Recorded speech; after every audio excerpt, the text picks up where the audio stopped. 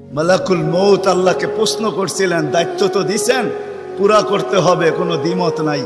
কিন্তু মনে ভাবে মানুষ সারাদিন আমার নামের চর্চা করবে, খালি বলবে এই লোকটার কোনো কাজ নাই, শুধু সারাদিন গাজীপুরে ঘুরতে থাকে, যাকে মনে চায় তাকে উঠায় নিতে থাকে, সারাদিন আমার আলোচনা করবে, মানুষের মুখে মুখে থাকবে।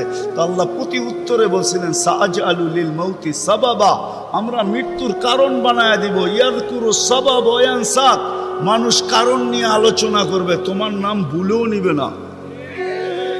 এখন নাম নিতেছে ডেঙ্গু, কয়েকদিন আগে নাম নিছে করোনা, কখনো নাম নেয় স্ট্রোক করছে, কখনো নাম নেয় এটা সেটা, ঠিক না? হ্যাঁ, আরেকটা কারণও আছে।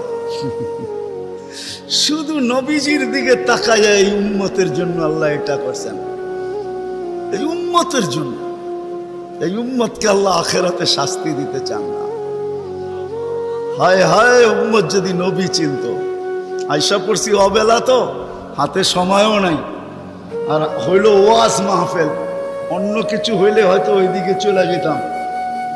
নবীজি শুনানের সময় আমার কাছে এখন নাই।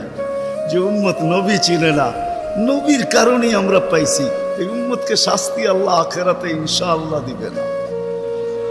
হ্যাঁ হ্যাঁ, দেয় তো দেয় কি কইরা, যার উপরে তিনবার কুদরতি হাত লাগছে। কয়বার? সৃষ্টি লগ্নে একবার, বাছাই পর্বে একবার। আমরা বাছাইকৃত উম্মত। হুয়াজতাবাকুম জাহিদ, শুধু শুধু বলেন নাই, জাহিদু ফিল্লাহি হাক্কা জিহাদি। উম্মতে মুহাম্মাদি, আমাকে পাওয়ার জন্য যতটুকু শক্তি আছে সব লাগায় দে না। তোমাদের সেজদার জায়গা দিয়া নূর ফুটা বাহির।